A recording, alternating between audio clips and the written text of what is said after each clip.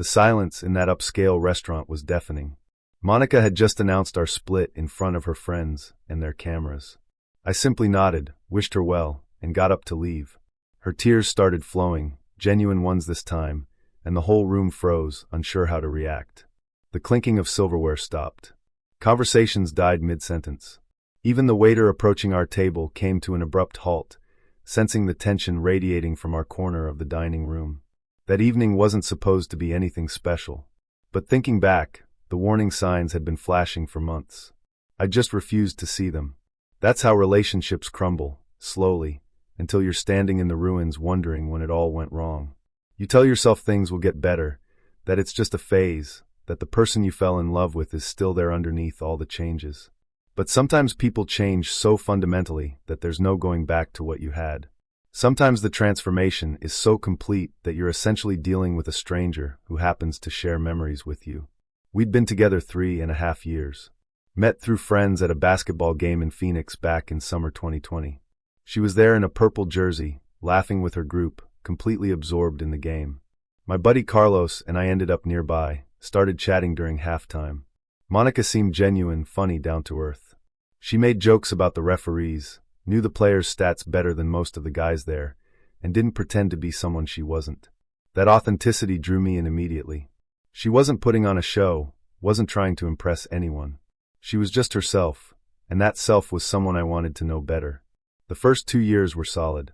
Simple dates around town, hole-in-the-wall Mexican places, coffee shops with outdoor seating, weekend hikes in the desert.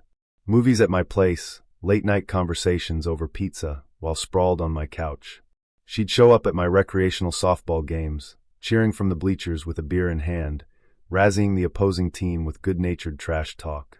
I'd meet her colleagues for drinks, listening to their marketing stories, even when I didn't fully understand the jargon about conversion rates and brand positioning. The relationship felt natural, effortless even. She worked in marketing and I did electrical work. Different worlds, but it worked. We balanced each other out. She brought creativity and spontaneity. I brought stability and reliability. We complemented each other's strengths and weaknesses in ways that felt organic, unforced. Things shifted around early 2023 when she got promoted to senior marketing manager. New position, new social circle, new attitude.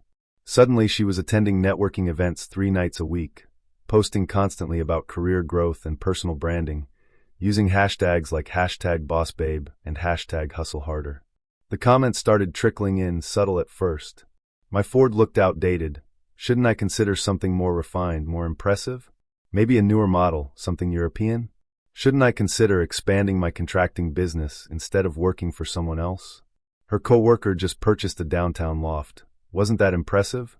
Another one launched a startup and was making serious money, already on their second funding round. Why wasn't I doing something similar? Why was I content with just being an employee? I brushed it off initially, figured it was stress from the new job. She was adapting to new responsibilities, new expectations, a whole new level of professional pressure. I told myself she'd settle in eventually, that once the novelty wore off she'd remember what mattered. Didn't realize she was comparing our life to the highlight reels she consumed on social media. Every post she scrolled past became a measuring stick for our relationship. Every success story from someone in her network became evidence that we were falling behind, that I was holding her back from the life she deserved. The final year deteriorated rapidly. She stopped coming to my softball games, calling them too suburban, and not really my scene anymore. When I asked her to come just once, she'd sigh and say she had networking drinks or a spin class or some vague commitment that always seemed to materialize when I wanted her time.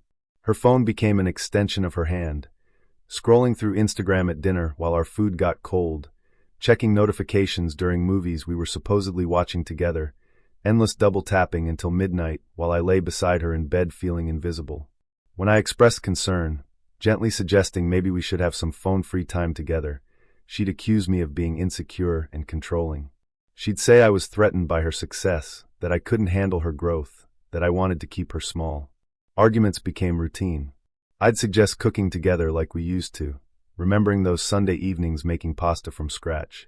She'd claim I never wanted to go anywhere nice, that I was boring and predictable.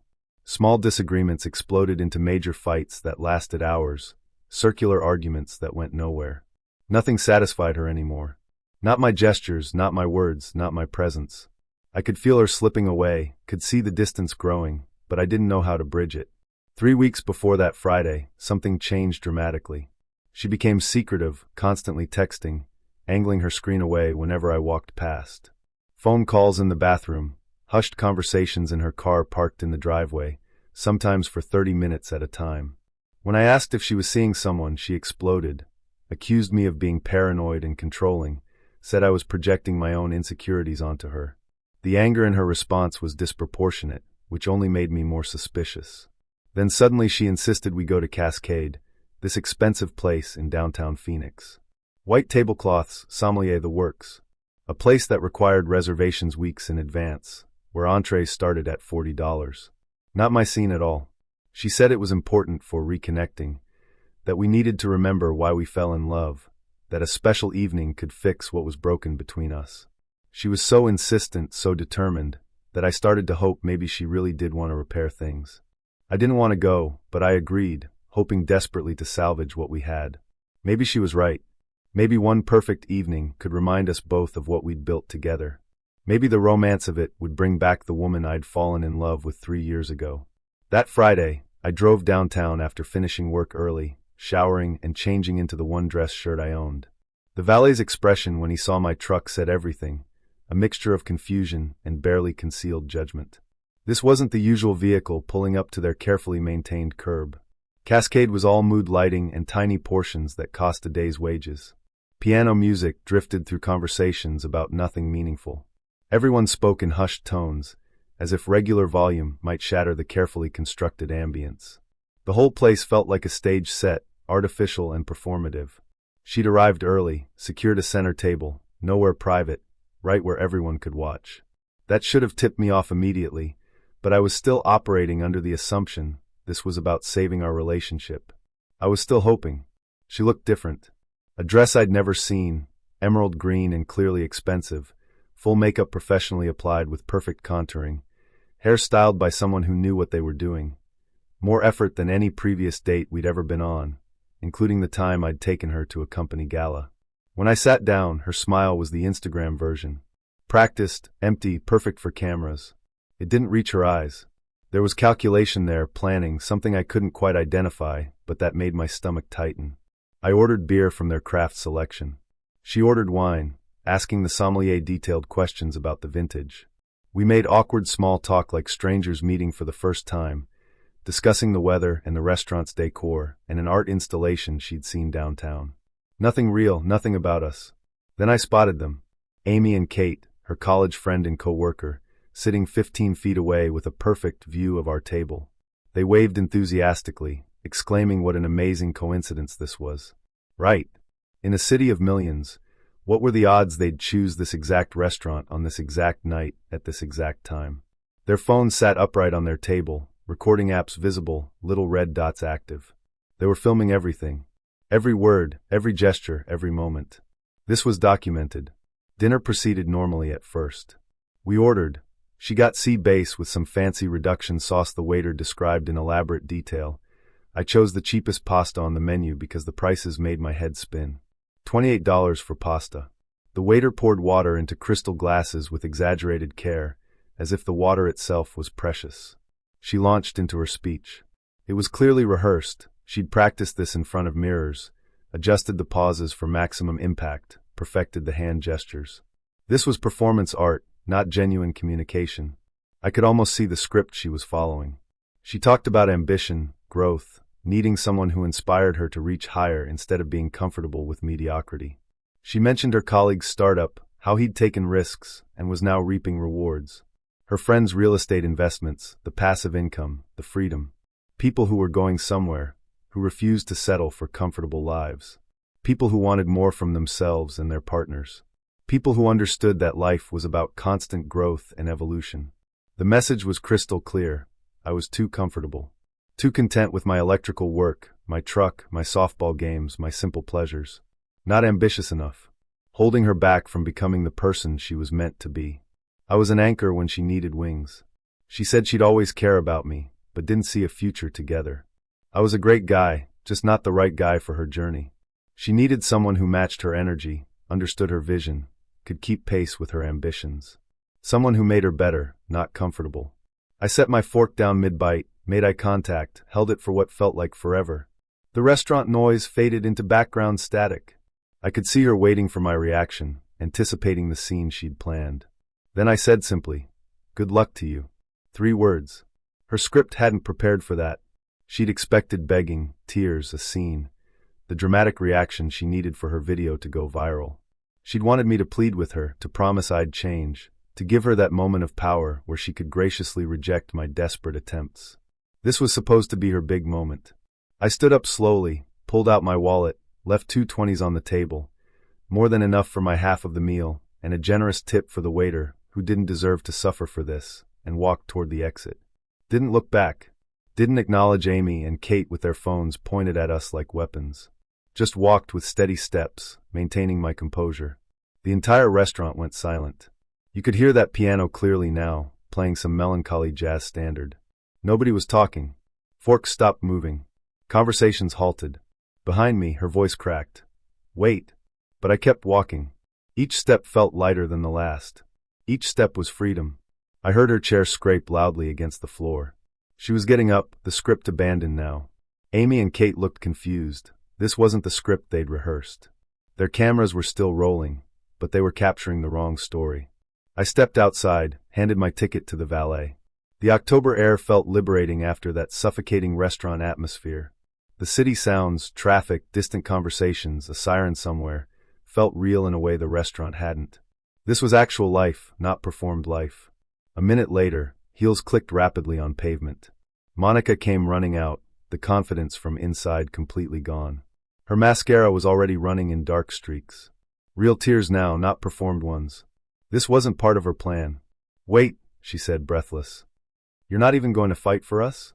You just ended it. I'm respecting your decision." She blocked my driver's door, hand on the handle. "You're throwing away 3 years like it means nothing?" "I'm not throwing anything away. You did that inside, in front of cameras." Her expression shifted from desperation to anger. "This is exactly why we don't work. You don't care. You never fight for anything important. You just give up." Amy and Kate had followed outside, standing 30 feet away, still holding their phones, still recording. This wasn't following the script at all. They looked uncertain now, like maybe they'd participated in something they shouldn't have. "I'm done with this conversation." "Of course you are. You run from difficult things. You always have. That's who you are. You set this whole thing up. The restaurant, your friends, the cameras. This isn't about me being a quitter. This is about you wanting a show, and I'm not performing. I'm not your content." I got in my truck. She stood frozen as I closed the door, complete shock on her face. This wasn't how it was supposed to go at all. This wasn't the story she'd planned to tell. I backed out carefully and drove away. In the rearview mirror, she stood there while Amy and Kate slowly approached, their excitement nowhere to be found. They looked confused, maybe disappointed that their evening's entertainment hadn't gone as planned, maybe already regretting their role in whatever this was.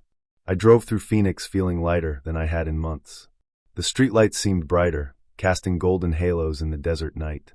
The music on the radio sounded better, lyrics actually penetrating my consciousness for the first time in weeks. I grabbed a beer from my fridge, turned on the basketball game, and felt nothing but relief. I'd dodged being someone's content, someone's villain in a viral story designed to make her look strong and independent. I'd refused to play the role she'd written for me. My phone started buzzing 15 minutes later. Texts, calls, one after another. I didn't read them, didn't answer. Before bed, I blocked her number. Slept better than I had in months, a deep dreamless sleep uninterrupted by anxiety or second-guessing. The weekend passed quietly. Unknown numbers kept calling, her friends lending their phones, trying to get through to me. I blocked each one without hesitation. Each blocked number felt like another weight lifting. Monday morning, I was heading to work when I saw a car in my driveway.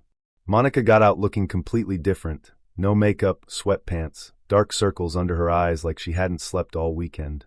Her hair was in a messy ponytail. This was the real Monica, not the performed version. "We need to talk." "No, we don't. Please. I made a mistake." I set my coffee down on my truck's hood. "You didn't make a mistake. You planned that whole thing. How long?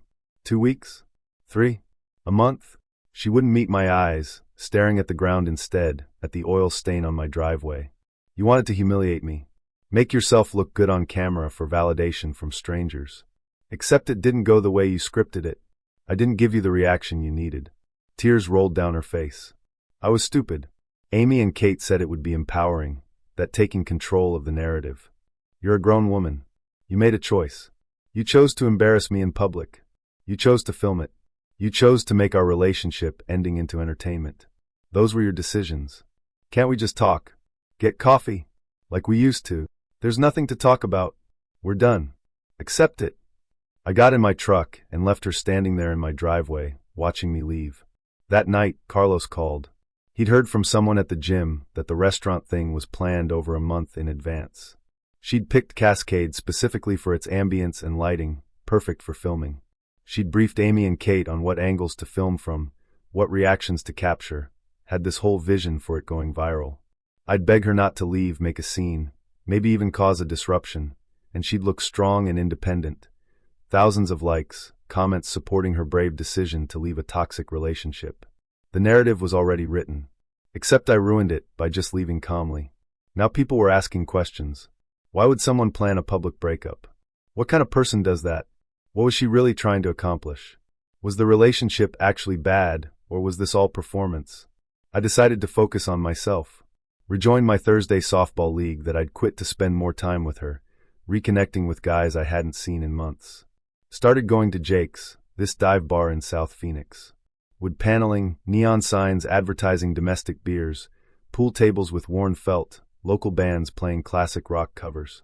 The kind of place Monica always hated, too loud, too crowded, not sophisticated enough for her Instagram aesthetic. No one here cared about curated experiences or perfect lighting. That second Friday after the breakup, I went alone. A band was setting up, tuning guitars and adjusting microphones, doing sound checks. The woman next to me at the bar commented on the music, said they were one of her favorites. Simple conversation, nothing loaded with hidden meanings or agendas. Her name was Emma. She taught 5th grade at a public school.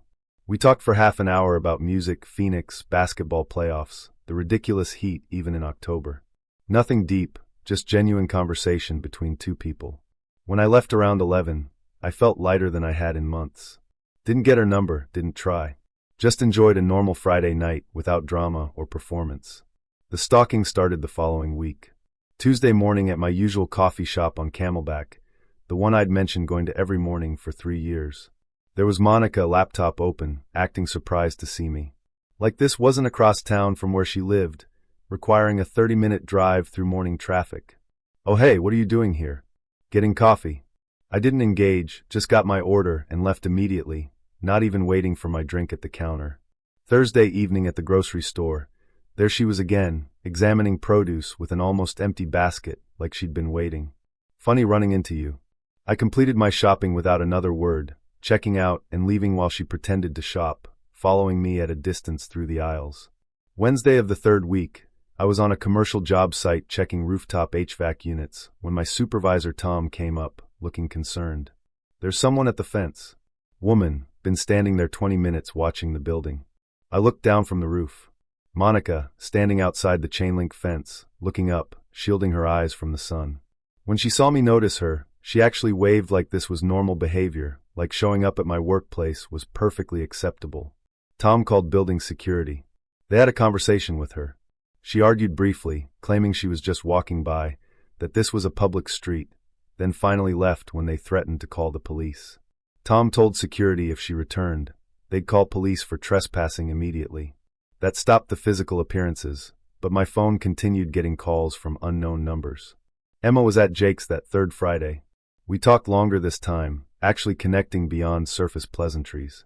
She told me about teaching, about parent-teacher conferences, and the challenges of keeping 5th graders engaged, about a kid in her class who was struggling with reading but had just had a breakthrough. I told her about commercial electrical work, about the satisfaction of solving complex problems, troubleshooting systems that no one else could figure out. Normal conversation between normal people with normal jobs and normal lives. Nothing was performed or calculated. We exchanged numbers. No games, no waiting 3 days to text to seem less interested. Just straightforward communication. That week we met for coffee at a lakefront cafe, sitting outside despite the November chill. We sat for 2 hours talking about growing up in Arizona, our families, what we wanted from life.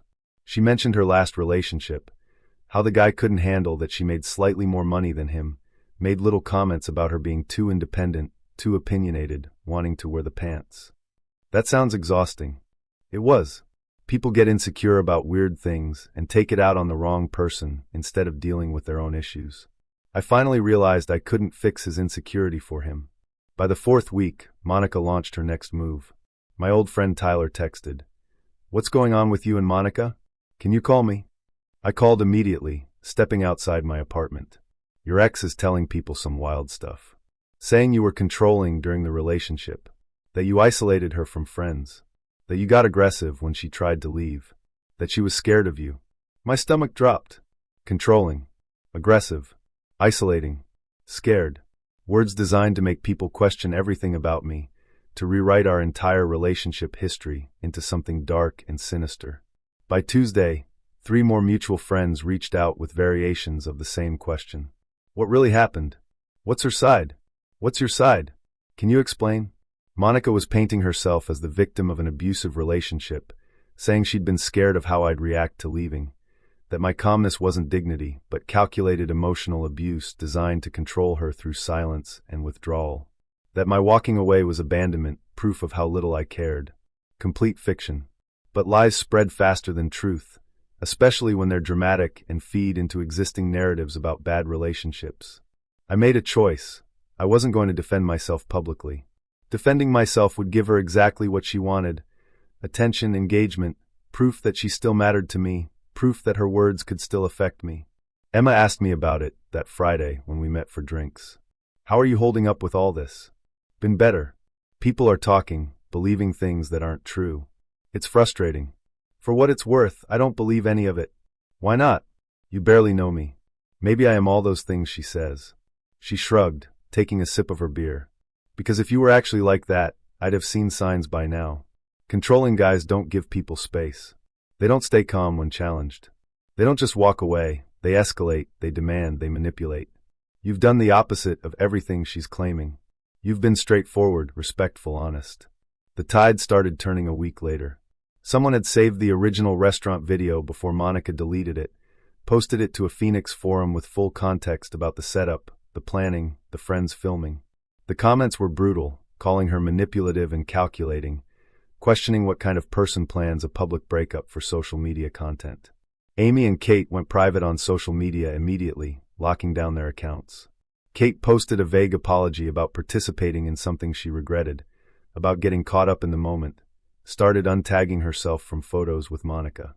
Monica tried doubling down with a long Instagram post about finally standing up for herself after years of subtle control and manipulation, about reclaiming her power, about refusing to be diminished. The post got maybe 12 likes. She disabled comments within an hour when people started questioning her version of events, asking why she'd planned it, why she'd filmed it. Week 7, Thursday evening. Amy called me, which surprised me. We'd never been close. She's falling apart. Won't leave her apartment. Hasn't showered in days. I'm worried about her. I'm sorry she's going through that, but it's not my responsibility anymore. I know. I just needed to tell someone. I feel guilty. Why? What do you want me to do? Silence on the line. Then, nothing, I guess. You're right. This isn't your problem. Week 10, Sunday evening. I was watching football, a beer in hand, when the doorbell rang. Monica, standing on my porch, looking like she hadn't slept in days. Her eyes were red-rimmed, her clothes rumpled. "I need to talk to you." "There's nothing to talk about. Please just hear me out." 5 minutes. I sighed, exhausted. "You've got 2 minutes. I messed up. Everything. The restaurant, the lies, all of it. I was hurt and angry and wanted you to feel what I was feeling. I wanted you to hurt like I was hurting.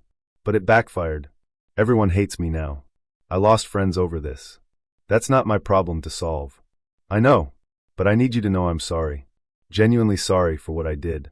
For the planning, the filming, the lies I told after. You can't take it back. Those words, those lies, they're out there. People heard them. Some people still believe them.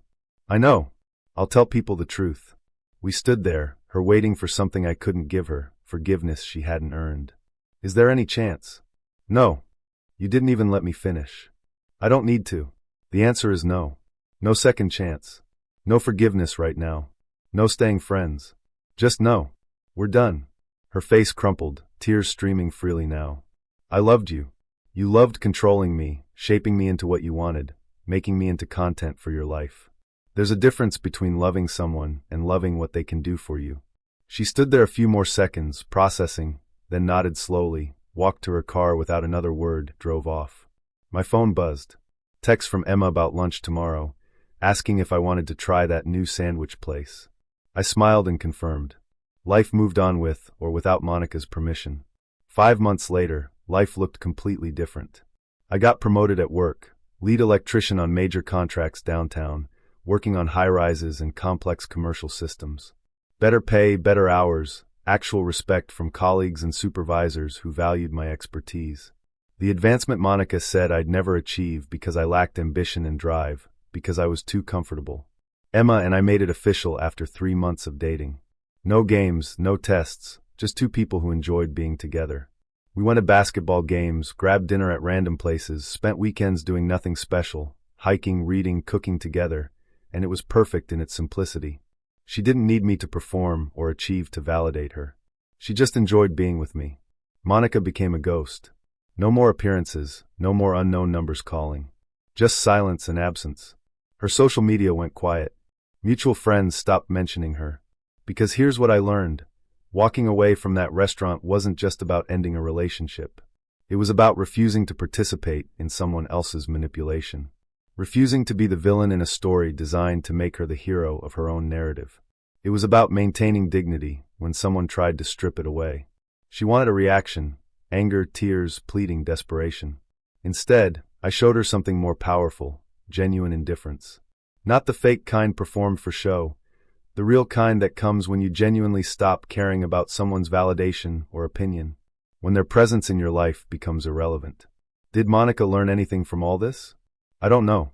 Don't really care. That's her journey now, her lessons to learn or ignore, her growth to pursue or avoid. Mine led me to someone who doesn't need me to be more than I am. Someone who doesn't test me or play games or orchestrate drama for social media validation. Someone real who appreciates genuine connection over performed relationship. That night at Cascade, when I stood up and said good luck, I didn't realize I was also saying it to myself. Good luck moving forward. Good luck finding something genuine. Good luck leaving behind someone who never appreciated what you were or what you offered. Good luck building a life that isn't performed. Sometimes the best revenge isn't revenge at all. It's just living well, building something real with someone who values you, and never looking back at what wasn't meant to be. It's finding peace in the ruins and building something better from scratch. Thank you for watching the video to the end. YouTube may no longer suggest my channel to you, so subscribe to it to receive new interesting stories. You will also help the channel grow and improve the quality of its content. A playlist with other interesting stories that you can listen to is now displayed on the screen. You can also write in the comments what stories you would like to see on the channel.